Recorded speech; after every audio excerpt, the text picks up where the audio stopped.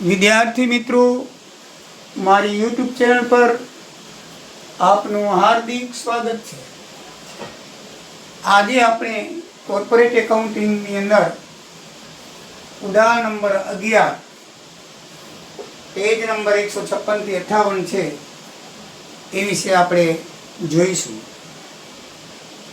આ દાખલો યુનિવર્સિટીમાં 2 વખત પૂછાઈ ગયેલો છે, 3 વખત, અને અગત્યનો દાખલો છે એટલા માટે જરાક સમજી લેજો.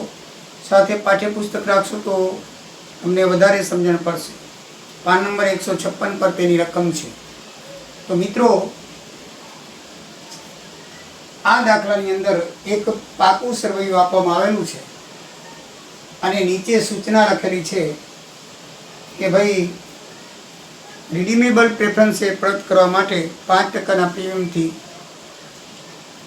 10 એવા 2000 પ્રેફરન્સ શેર બહાર પાડવામાં આવે છે અને શેર દીઠ 5 પ્રીમિયમ બહાર પાડ્યા પછી તે પૂરેપૂરા ભરપાઈ થઈ જાય છે. 1/4/24 6% રિડીમેબલ પ્રેફરન્સ શેરોના નાણાં પરત કરવામાં આવ્યા. 20 પ્રેફરન્સ શેર એવા હતા કે જેની કોઈ જાણકારી ન હતી, જેથી તે ચૂકવી શક્યા નથી. 10 ઇક્વિટી શેર બોનસ તરીકે આપવાના છે. 10 ઇક્વિટી શેર એ 1 શેર બોનસ તરીકે આપવાના છે. આમ નોંધ કરો અને પાકું સરવૈયું સુધારેલું બનાવો. મિત્રો, આપણે જે દાખલામાં આપેલું છે પાકું સરવૈયું છે, અને પહેલી આમ નોંધ લખવાની છે, પછી પાકું સરવૈયું બનાવવાનું છે. તો આની અંદર શું ધ્યાનમાં રાખવાનું હોય છે? આમ નોંધ તો તમને ખબર છે કે 5 આમ નોંધ આવે આની અંદર. પહેલાં તો એ પ્રેફરન્સ શેર ચૂકવવાના થાય એની આમ નોંધ આવે. પછી એ પ્રેફરન્સ શેરની વ્યવસ્થા ક્યાં કરવાની છે? નફા નુકસાન ખાતામાંથી કરવાની છે કે પછી નવા શેર બહાર પાડીને કરવાની છે? 2 રીતે થઈ શકે મિત્રો, આપણે જોઈ શકીએ. તો એની એક આમ નોંધ આવે. એ આમ નોંધ આપ્યા પછી જામીનગીરી પ્રીમિયમમાંથી પ્રીમિયમની આપણે સગવડ કરવી પડે. પ્રીમિયમમાંથી રૂપિયા લેવા પડે. જામીનગીરી પ્રીમિયમમાંથી એક આમ નોંધ એની આવે. અને પછી આપણે પ્રેફરન્સ શેર છે એના હોલ્ડરને ચૂકવી દઈએ છીએ. એક આમ નોંધ એની આવે. બરાબર છે? પ્રીમિયમની જોગવાઈ પછી એક આમ નોંધ એની આવશે. જો નફા નુકસાન ખાતાથી કરી હોય તો નફા નુકસાન ખાતાની એક વધારાની આમ નોંધ થાય. આ દાખલાની અંદર 2 આમ નોંધ ને 3 આમ નોંધ વધારે છે. 4 આમ નોંધમાં 5 આમ નોંધમાં પતી ગયા.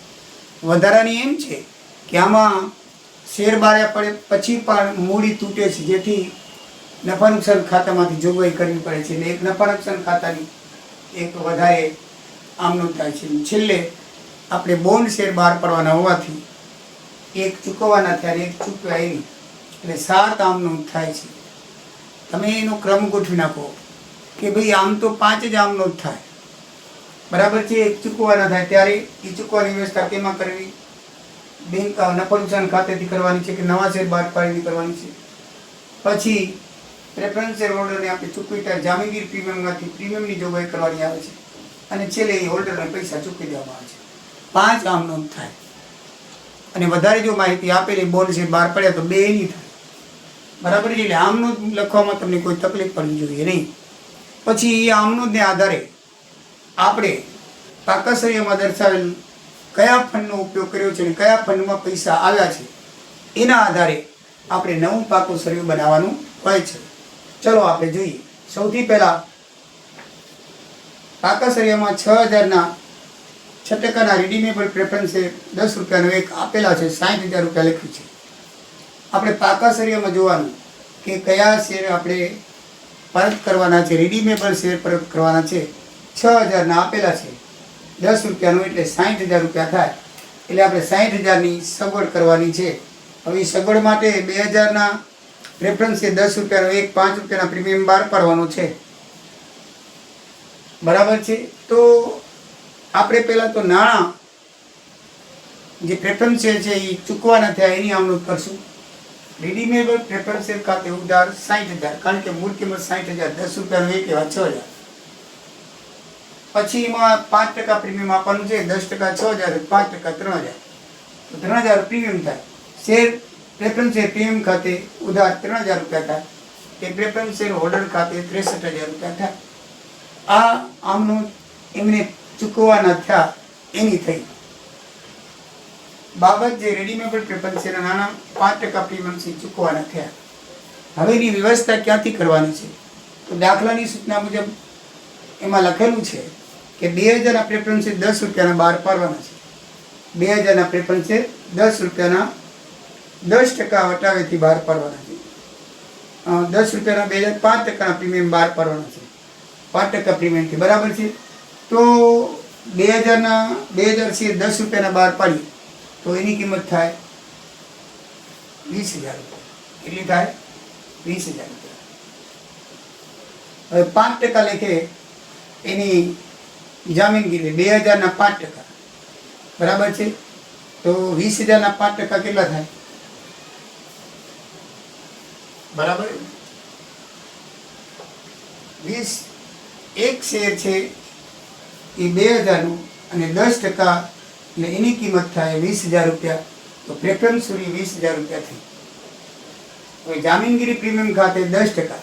તો એક શેર ઉપર 5 રૂપિયા. ધ્યાન રાખજો, શેરની કિંમત ઉપર નથી લખ્યું, શેર દીઠ 5 રૂપિયા લખ્યા છે.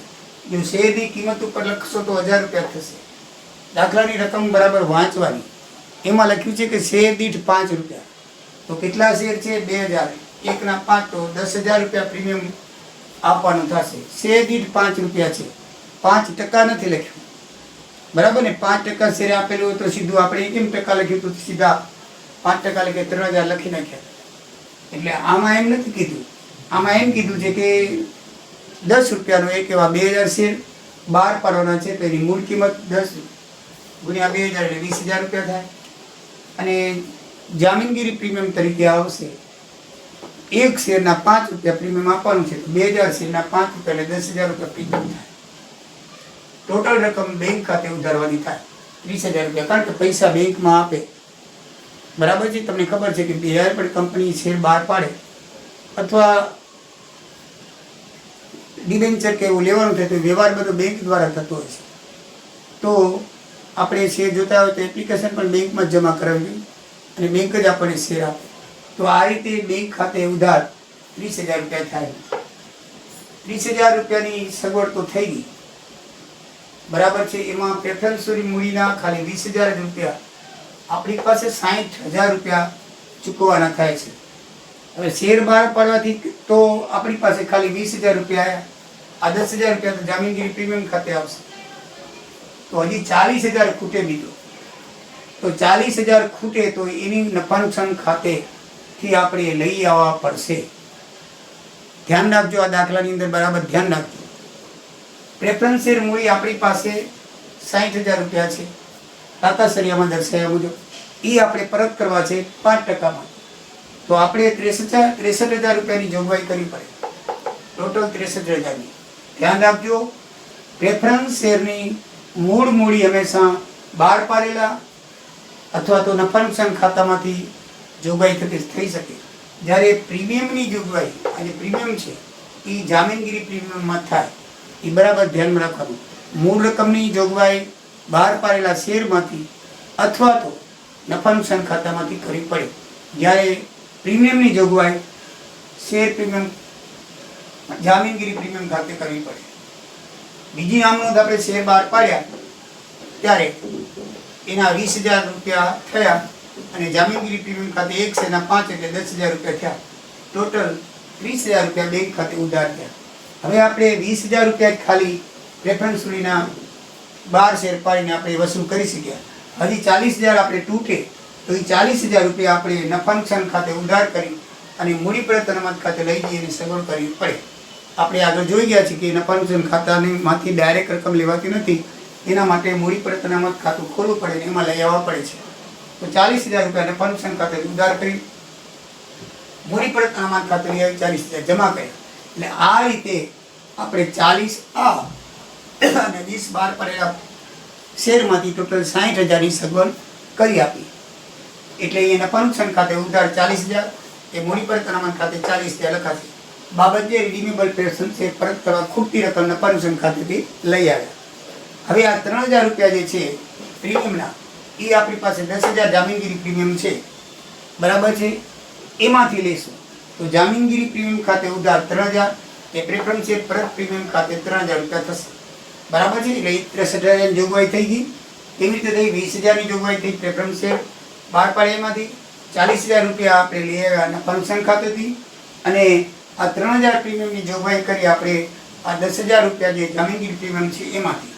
બાબત જે પરત પ્રીમિયમની જોગવાઈ નવા બહાર પડ્યા છે એના પ્રીમિયમમાંથી કરી તેના આપણે જે નવા શેર બહાર પડ્યા તેમાંથી પ્રીમિયમના 10,000 રૂપિયા આવ્યા હતા, એમાંથી 3,000 ની જોગવાઈ કરી. તો બસ હવે આપણે 63,000 ચૂકવી દઈએ. તો પ્રેફરન્સ શેર હોલ્ડર ખાતે ઉધાર 63,000, બરાબર ને? એટલા ચૂકવવાના થાય છે 63,000. તો ચૂકવી દીધા 63,000. પણ મિત્રો આમાં એક નોંધ છે લખેલી છે કે 20 શેર એવા હતા કે તેની માહિતી મળી શકી નહીં એટલે ચૂકવી શકાણા નહીં. તો 20 શેર ઇક્વિટી શેર એવા છે, એક 10 રૂપિયાનો એટલે 200 રૂપિયા થાય. બરાબર? કેટલા થાય? 200 રૂપિયા થાય. તો એનામાં 5% એટલે પ્રીમિયમ દેવાનું છે. તો 200 ના 5% એટલે 10 રૂપિયા થાય. એટલે ટોટલ 210 રૂપિયાના એવા શેર છે કે ચૂકવી શકાણા નથી. તો એ રૂપિયા ક્યાં લઈ જવા? તો એ રૂપિયા ઉપલબ્ધ ખાતે લઈ જવાય છે. સસ્પેન્શન ખાતું કહેવાય છે, ઉપલબ્ધ ખાતે લઈ જવાય છે. અને એ ઉપલબ્ધ ખાતું જ્યારે માલુમ પડે કે આ શેર આના છે ત્યારે ચૂકવી દેવામાં આવે, ત્યાં સુધી આપણી પાસે ઉપલબ્ધ ખાતામાં રહે. એટલે જે ટોટલ 63,000 ની રકમ છે એમાંથી 210 રૂપિયા આપણે ચૂકવી શક્યા નથી. તો બેંક ખાતે આપણે આ 63,000 માંથી 210 બાદ કરી 62,790 એ બેંક ખાતે લખશું, અને બાકી નથી ચૂકવી શકાણા એ પ્રેફરન્સ શેર ઉપલબ્ધ ખાતે 210 રૂપિયા લખાશે અને 63,000 નો હિસાબ પૂરો થશે. સમજાઈ ગયું મિત્રો? જો આમ જ તો બેંક ખાતે આપણે 63,000 લખી નાખે, પણ 20 શેર આપણે ચૂકવી શકતા નથી. તો એની એમાઉન્ટ થાય કે 20 શેરની 10 ગુણ્યા એટલે 200 રૂપિયા એ થાય, 5% કમિશન 10 રૂપિયા, એટલે ટોટલ એમાઉન્ટ 210 આપણે ચૂકવી શકતા નથી. તો એ 63,000 માંથી બાદ કરી એ ઉપલબ્ધ ખાતે લઈ જવાની. પ્રેફરન્સ શેર ઉપલબ્ધ ખાતે નામ દેવાનું 210 રૂપિયા. સમજાઈ ગયું મિત્રો? બસ. તો આ મૂડી આપણે શેર પ્રીમિયમ પરત કરી નાખીએ એની 5 આવનોટ થઈ. પહેલી આવનોટ થઈ શેર ચૂકવાના થયા એની, બીજી આવનોટ થઈ બહાર પાડી અને મૂડી ઊભી કરી ખાલી 20,000 રૂપિયા, બાકીના 40,000 ખૂટતા હતા એના પરમિશન ખાતેથી લઈ આવ્યા. પછી 60,000 ની મૂડી થઈ ગઈ, 40 ની. આ 3,000 પ્રીમિયમની આપણી પાસે જામીનગીરી પ્રીમિયમ 10,000 હતું, એમાંથી 3,000 ની જોગવાઈ કરી નાખી. ટોટલ 63,000 ની જોગવાઈ થઈ ગઈ અને 63,000 આપણે ચૂકવી દીધા પ્રેફરન્સ શેર હોલ્ડરને. એટલે 5 આવનોટ થઈ ગઈ. નથી ચૂકવાના 210 રૂપિયા, એ આપણે અહીંયા લખી નાખ્યા, ઉપલબ્ધ શેર ખાતે લઈ ગયા. બરાબર? હવે નીચે સૂચના લખી છે કે બોનસ શેર બહાર પડે 10 ઇક્વિટી શેરમાં એક ઇક્વિટી શેર, બરાબર? 10 રૂપિયાનો એક ઇક્વિટી શેર આપ્યો. હવે ઇક્વિટી શેર આપણી પાસે તાકસરીમાં રકમમાં જોશો તો 15,000 પડ્યા છે 1.5 લાખના, બરાબર છે? એમાં 10 એટલે 10 ભાગો એટલે 15,000 રૂપિયાના આપણે બોનસ શેર આપવાના છે. કેટલા આપવાના છે? 15,000 રૂપિયાના. તો મિત્રો 10 એટલે 1.5 લાખ છે, બરાબર ને? તો એને 10 ભાગીએ તો 15,000 રૂપિયા થાય, બરાબર છે? તો મિત્રો મૂડી પ્રત અનામત ખાતેથી ઉધાર 15,000, એ શેર હોલ્ડરના બોનસ ખાતેથી 15,000, બરાબર છે? મૂડી પ્રત જે આપણી પાસે મૂડી પડી છે દાખલામાં બતાવેલું છે કે 1.5 લાખ રૂપિયા છે પડ્યા છે, તો આપણે મૂડી પરત કરવી પડશે. તો મૂડી પરત અનામત ખાતે આપણી મૂડીમાંથી આપવાના છે, ઇક્વિટી શેર હોલ્ડરમાંથી. ઇક્વિટી શેર હોલ્ડર મૂડી પરત અનામત ખાતે ઉધાર આપણે મૂડીથી પરત કરશું, બોન્ડ શેર આપી દે. એટલે મૂડી પરત અનામત ખાતે ઉધાર 15,000 રૂપિયા, તે શેર હોલ્ડરના બોનસ ખાતે 15,000.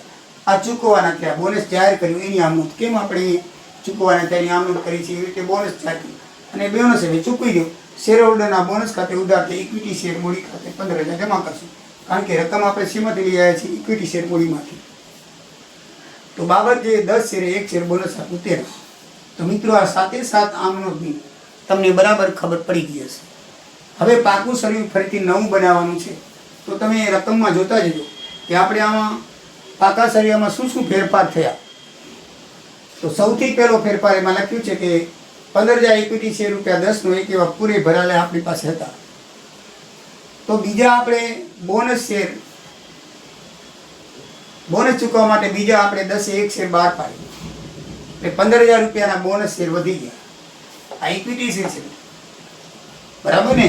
ઇક્વિટી શેરમાંથી આપણે બોનસ જાહેર કર્યું હતું, તો 15,000ના આપણે 10 એવા બોનસ શેર આપ્યા, તો એ 15,000 રૂપિયાનો વધારો થશે ઇક્વિટી શેરમાં. એટલે જે 15,000 શેર દાખલામાં જૂના પાકા શેર બતાવે છે, તો આપણે 1,500 શેર વધ્યા, કિંમત 15,000 થાય, શેરની કિંમત 1,500 થાય. તો 16 આપણે 15,000 બતાવેલા છે, 1,500 ને ઉમેરીએ એટલે ઇક્વિટી શેરની કિંમત 16,500 થાય એની સંખ્યા, અને 10 રૂપિયાનો એક લખીએ એટલે 1,65,000 રૂપિયા થાય, 1,65,000. એ જવાબની અંદર મિત્રો છપામણીમાં થોડી ભૂલ છે, એમાં લખેલું છે કે પ્રેફરન્સ છે. નવા સુધારેલા કાળમાં તમે જો પ્રેફરન્સ છે લખેલું છે. આ 16,500ના પ્રેફરન્સ છે નથી, ઇક્વિટી શેર છે.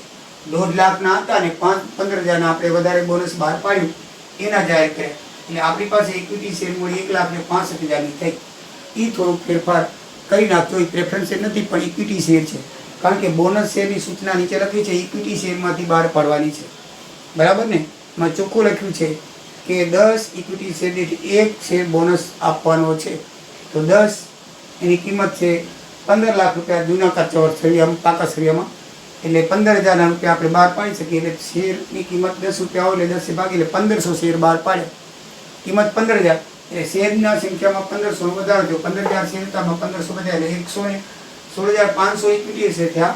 10 રૂપિયાનો એક થાય એટલે 1,65,000 એની કિંમત થાય.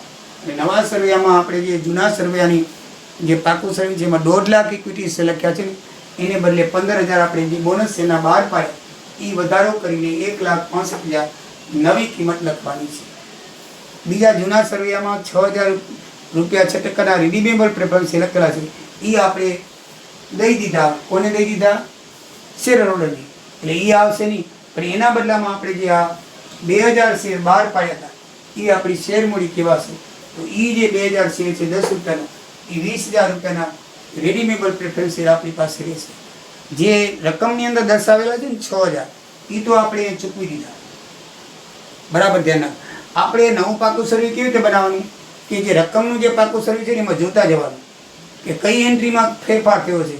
જે ફેરફાર થયો હોય એ એમાં લખવાનું, ન ફેરફાર થયો એ બેઠે બેઠે લખી નાખવાનું, એટલે ઓટોમેટિકલી તમારું નવું પાકું સર્વૈયું થઈ જાય.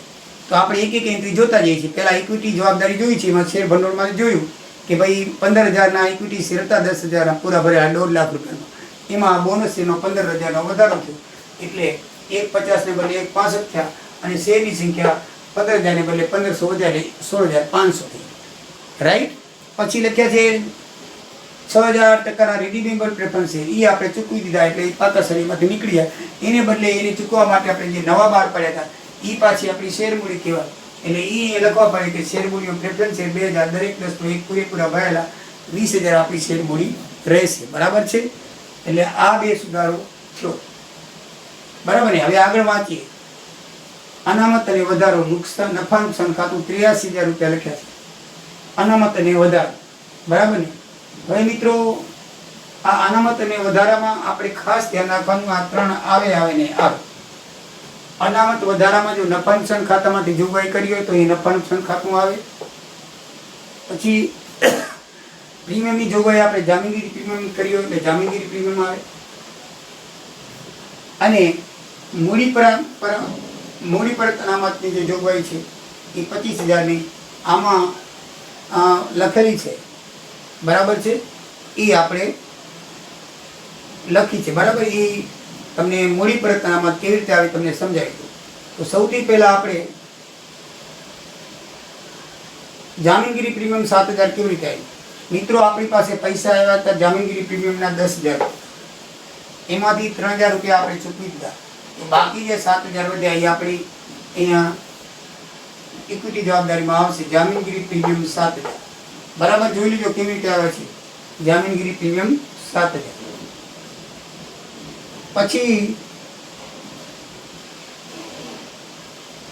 નફા નુકસાન ખાતું પહેલા જોઈ લઈએ. તો નફા નુકસાન ખાતું છે એ 43,000નું બતાવે છે, અને રકમની અંદર 83,000નું છે. તો નફા નુકસાન ખાતું અહીંયા આપણે 43,000નું શા માટે આવે છે? કારણ કે 40,000ની આપણે સગવડ કરી હતી, આપણે પ્રેફરન્સ શેર બહાર પાડ્યા, પણ એ પૂરતા ચૂકવવા માટે નહોતા. 60,000 છે ને આપણે 20,000ની જોગવાઈ થઈ હતી, એટલે 40,000 ક્યાંથી લઈ આવ્યા? નફા નુકસાન ખાતેથી લઈને આપણે રિડીમેબલ પ્રેફરન્સ શેરનું ચૂકવણું કર્યું, તો એ 40,000 ઓછા થઈ ગયા. એટલે નફા નુકસાન ખાતું છે જે દાખલાની અંદર 83,000 બતાવેલું છે, એ કેટલા લખાશે? 43,000 લખાશે. કેટલા લખાશે? 43,000. બરાબર છે. હવે આગળ જોઈએ તો આપણે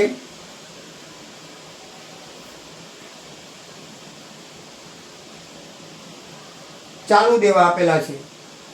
ચાલુ દેવામાં એક તો આપણે 25,000 લખેલા છે લેણદારો, તો બેઠે બેઠા આવશે. ટૂંકા ગાળાની ફંડ છૂટી ડિવિડન્ડ એ પણ બેઠે બેઠું આવશે. એક આ ખાતું વધ્યું, આપણું આ ભવિષ્યમાં ચૂકવાના થશે ત્યારે ખબર પડશે ને, જ્યારે આપણે 210 કેના કયા પ્રેફરન્સ 20 નથી આપ્યા એટલે ચૂકવવા પડશે. એટલે મિત્રો આ 210 રૂપિયા છે એ ઉપલબ્ધ ખાતું, અન્ય ચાલુ દેવા પ્રેફરન્સ ઉપલબ્ધ ખાતું 210 રૂપિયા છે, એ એક હેડિંગ વધશે. શું વધશે? એક હેડિંગ વધશે. બરાબર મિત્રો? તો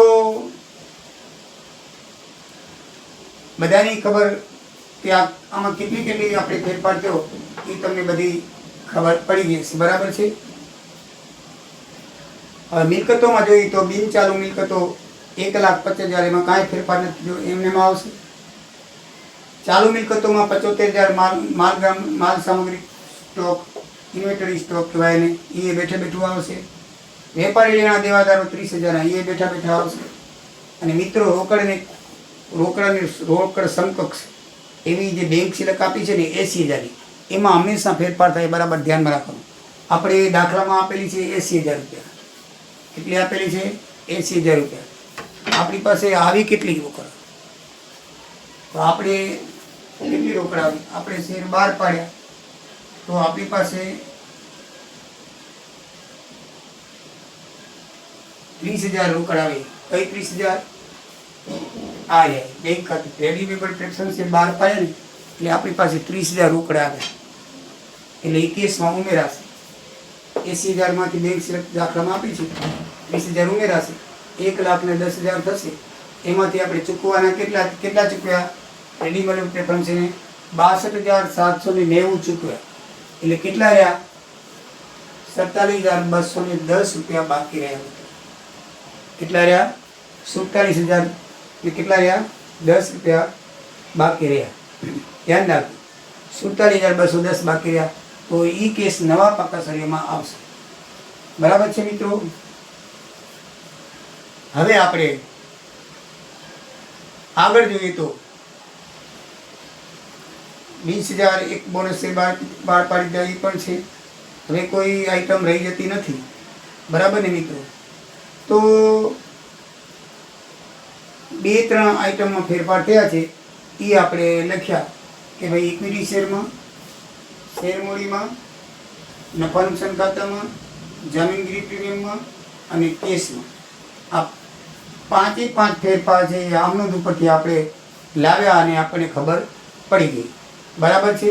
તો મિત્રો આ રીતે આમનોંધ લખવાની અને આમનોંધ ઉપરથી જે ફેરફારો થયા હોય, રોકડ કેસમાં આવક જાવક થઈ હોય, એ સમલમ કરી અને પછી નવા હેડિંગ નીચે નવું પાકું સર્વે બનાવવાનું. કોઈ પણ ફેરફાર ન થયો હોય બેઠે બેઠી રકમ લખી નાખવાની, અને ફેરફાર થયો હોય ફેરફાર કરીને લખવાની થાય. તો આ રીતે તમે મિત્રો ખબર પડી ગઈ હશે. બરાબર છે?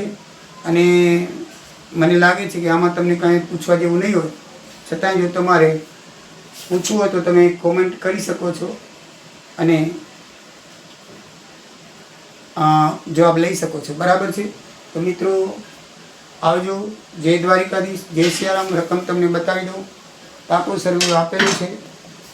બરાબર છે? જે નીચે સૂચનાઓ આપેલી છે, હવાલો, એ તમે જોઈ લો. આ દાખલાની રકમનું પાકું સર્વેયું છે. આપણે આમાંથી નવું બનાવવાનું છે. આ જે છે એ દાખલાની રકમનું પાકું સર્વેયું છે. નીચે સૂચનાઓ આપી છે, એ સૂચના પ્રમાણે આપણે રકમ કરી છે. બરાબર મિત્રો? હવે તમને બરાબર ખબર પડી ગઈ હશે. બરાબર? આટલી જ રકમ છે, જોઈ લો. આ નીચે સૂચનાઓ આપેલી છે કે ભાઈ આટલા પ્રીમિયમથી બહાર પડ્યા અને આટલું ચૂકવ્યું અને 10 ઇક્વિટી શેર નથી ચૂકવાના, 20 અને 10 ઇક્વિટી શેર બોનસ તરીકે દેવાના છે, 10/1, બરાબર છે. તો આ પ્રમાણે બનાવ્યું. તો આવજો મિત્રો. જય સિયારામ, જય દ્વારિકાધીશ. વિદ્યાર્થી મિત્રો, હવે આપણે થયેલા ફેરફાર વિશે ફરીથી એકવાર જોઈ લઈએ કે જૂના પાકા સરવૈયામાં અને નવા પાકા સરવૈયામાં શું ફેરફાર છે. તો મિત્રો, પ્રેફરન્સ શેર 6,000 આપેલા છે તે આપણે 60,000 ચૂકવી દીધા, એટલે એ નવા પાકા સરવૈયામાં નહીં આવે. જૂનામાં એ ચૂકવાઈ ગયા છે અને એના બદલામાં આપણે જે નવા બહાર પડ્યા છે રેફરન્સ શેર 2,000, 10 રૂપિયાનો એટલે 20,000 રૂપિયા આવશે. જ્યારે જૂના પાકા સર્વેની અંદર 1,50,000 ઇક્વિટી શેર મૂડી આપેલી છે, તો આપણે આ 15,000ની બીજી પણ ઇક્વિટી શેર મૂડી આપણે બોનસ શેર માટે બહાર પાડી છે, એટલે 1,65,000 થશે. 10 શેરે 1 શેર બોનસ થાય એટલે 1,500 બોનસ શેર થાય, એટલે 1,50,000 જે બોનસ શેર લખેલા છે એટલે એ 1,500 ઉમેરીએ તો એમાં 15,000 લખેલા છે, આપણે 1,500 ઉમેરીએ એટલે 16,500 થાય. એટલે શેરની સંખ્યા 1,500 વધશે ને એમાઉન્ટની કિંમત 15,000 વધશે, બરાબર છે. ત્યાં મિત્રો પ્રેફરન્સ શેર લખેલા છે, પણ પ્રેફરન્સ શેરને બદલે ઇક્વિટી શેર હોવા જોઈએ. હકીકતમાં ઇક્વિટી શેર છે, તો પ્રેફરન્સ શેર જો આમાં લખેલું છે એ તમે બરાબર સુધારી નાખજો. જામીનગીરી પ્રીમિયમ દાખલાની અંદર ફક્ત નફા નુકસાન ખાતું અનામત અને વધારામાં આપેલું છે, બીજું કંઈ આપેલ નથી. તો આ બે ક્યાંથી આવે? આ 3 હંમેશા આવશે, કારણ કે જામીનગીરી પ્રીમિયમ પણ આવશે, કારણ કે પ્રીમિયમની આપણે સગવડ કરવી પડે. મૂડી પર પણ અનામત ખાતું આવશે અને નફા નુકસાન ખાતું પણ આવશે. નફા નુકસાન ખાતું દાખલાની અંદર 83,000 આપેલું છે, 40,000 આપણે બાકીની મૂડી ઊભી કરી એટલે બાકી 43,000 આવ્યું. મૂડી પરત અનામત ખાતું 25,000 ક્યાંથી આવ્યું? તો એ નફા નુકસાન ખાતે 40,000 ઊભા કર્યા હતા, એમાંથી 15,000 રૂપિયા આપણે મૂડી પરત અનામત ખાતે ઉધાર કર્યા બોનસના, તો 40માંથી 15 ગયા એટલે બાકીના 25,000 મૂડી પરત અનામત ખાતું આવી ગયું, બરાબર છે મિત્રો. નફા નુકસાન ખાતું 43,000 કેવી રીતે આવ્યું? 83,000 દાખલાની અંદર આપેલા છે, 40,000 આપણે મૂડી પરત અનામત ખાતે લઈ ગયા એમાંથી, તો 40,000 રૂપિયા ઓછા થયા એટલે 43,000 રૂપિયા બાકી રહ્યા. એટલે આ 3 કઈ રીતે તમને આ બાકી બેઠા છે 210 રૂપિયા એ પ્રેફરન્સ શેર નથી ચૂકવાના, એના આપણે ભવિષ્યમાં દેવાના થશે, એટલે 210 રૂપિયા એ આવી ગયા. એટલે આમાં બધું ક્લિયર થઈ ગયું મિત્રો. આ દાખલામાં આપેલું જ છે, આ દાખલામાં આપેલું છે, આ દાખલામાં આપેલું છે, આ દાખલામાં આપેલું જ છે. કેસની અંદર ફેરફાર થયેલો છે. 80,000 કેસ દાખલામાં આપેલી છે, આમાં 30,000 આપણે શેર બહાર પાડ્યા પ્રેફરન્સ શેર, એની કિંમત આવી, બરાબર છે. તો એ કિંમત મળી 1,10,000 અને આપણે ચૂકવ્યા કેટલા? 62,790. તો 62,790 બાદ કરો એટલે 47,210 આપણી પાસે કેસ હશે. એટલે નવું પાકું સરયું આ થશે. સમજાઈ ગયો છે મિત્રો વિગતવાર? કાંઈ પણ સમજણ ના પડી હોય તો કોમેન્ટ કરશો, જવાબ આપવામાં આવશે. જય દ્વારિકાધીશ.